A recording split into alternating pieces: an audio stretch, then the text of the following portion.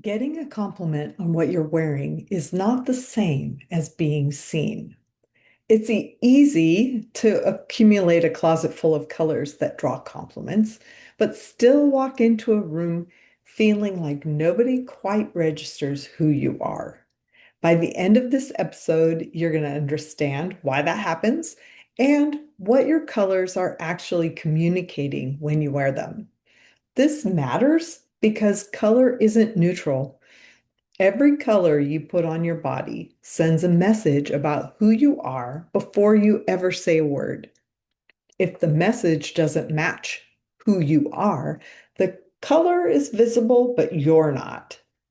We're going to look at three ideas. One, why compliments aren't actually proof your colors are right for you. Two, what your colors are saying, whether you intended it or not. And three, what it looks like to build a personal color palette that starts with who you are instead of just what looks good. I've been inside color theory long enough to know that most color advice is solving the wrong problem. Let's get into why the compliments you're getting might be the clearest sign your palette needs a second look. So you got a compliment on that color. Here's what that actually tells you. Someone noticed the color. It doesn't tell you that the color is right for you. Those are actually two completely different things, and conflating them is one of the most common reasons women end up with a closet full of colors that draw attention, but they still feel unseen. Here are five reasons someone might compliment you on a color that has nothing to do with the color actually being yours. So, one, they might personally love that color. This one is, I think, a big one. Two, the color might be trending, and so it reads as current, and they interpret that as good. Three, maybe the color surprised them. It's unexpected on you, and people compliment novelty. Sometimes people are so surprised by something that they see that they just blurt out a compliment. And it's kind of scary almost to think that you might be being to me, it's kind of scary that you might be being complimented on that, or that I might receive a compliment like that. Four, the color signals something that's socially legible, like it's festive, polished, or put together, or it like fits the theme of whatever's happening that day. The fifth one is that the outfit itself reads as intentional and coordinated. So then the compliment lands on the color. In every one of those cases, the compliment is actually not about you. It's about the viewer's taste, the cultural moment, the social occasion, or whatever the composition of the outfit. They're not actually saying anything about seeing you. I learned this slowly from my own closet. For a long time, I had this cardigan I wore a lot on job sites. It wasn't like it was part of my painting capsule. And the job sites were, we were building sets for theater. It had wide horizontal stripes, color blocks. They were like gray, muted heather gray, lavender, dusty rose. I think maybe there was a lighter pink in it. And they were all muted, very soft colors. I think probably liked the sweater because it had a lot of colors in it. And I think I got it for like really cheap. Anyway, I got lots of compliments on it regularly. And I never really could understand why, because the colors were not what I would describe as mine. And then eventually, I think I figured it out. The cardigan looked fine on me. It was fine enough to draw compliments, but I think it was more about what the color and the muted horizontal color block like. Horizontal stripes are very mellow anyway. So I think it was communicating practical, calm, task-oriented, probably friendly because there was some rosy colors in it. And I think it made me look like a worker bee, but I'm not, sadly, a worker bee. I have very, very low task energy. And so if you meet me in that cardigan and you think that I look like, a nice community theater, children's theater mom worker bee, we're both going to be disappointed because yeah, I just don't have a lot of task energy. Anyway, the compliments were confirming that the color was visible, and I don't think I looked bad in it, but what was visible was the wrong thing. So here's what most people don't realize about color. It's never just aesthetic. Every color you wear communicates something before you open your mouth. And it's not just the hue, it's what's been done to the hue. So there's four color resonances, and each one communicates a distinct quality.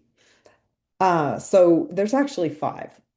Uh, I only had four in my notes, but I'll throw in a fifth. Tinted colors are mixed with white, and they read as lighthearted, innocent, optimistic, friendly, and approachable. Muted colors are softened with gray, and they read as calm, tranquil, sophisticated, peaceful, subtle, and introspective. Toasted colors are mixed with brown. This was one I never had heard of until I did my training, my color and stylist training. So toasted colors read as warm, grounded, practical, natural, and determined. Then shaded colors are darkened with black. They read as powerful, mysterious, serious, authoritative, and intense. The fifth one is washed colors, and they read as a bright color that's just sort of sheared out. They're not very common in fabric. That's why, yeah, a lot of people don't talk about them. But this resonances is where traditional color analysis gets into a problem. Because this is a lot of what color draping is based on.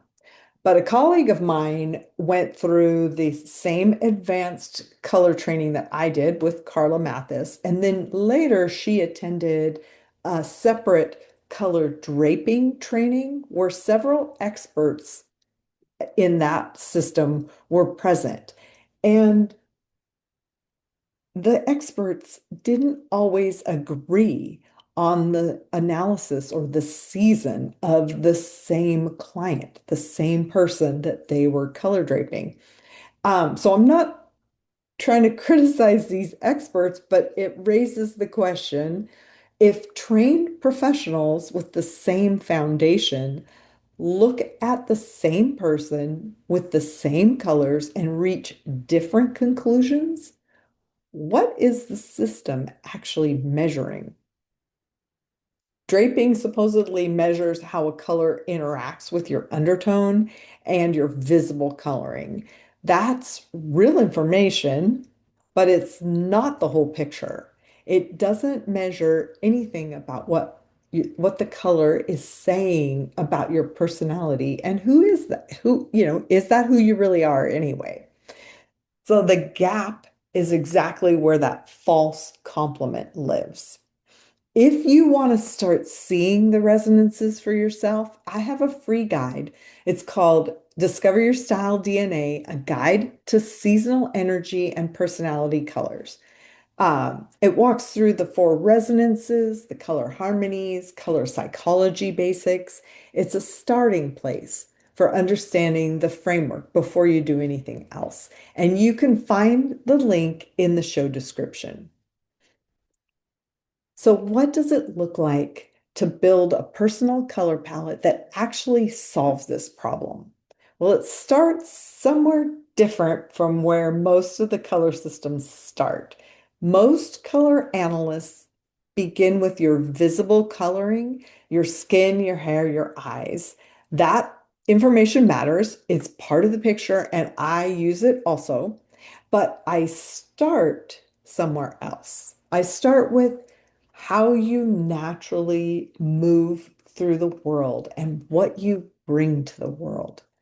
So, in my framework, there's the four seasonal energies, and spring is ideas oriented. It's curious, generative, light. Summer is detail focused, nurturing, careful, relational. Autumn is action driven, warm, determined, grounded.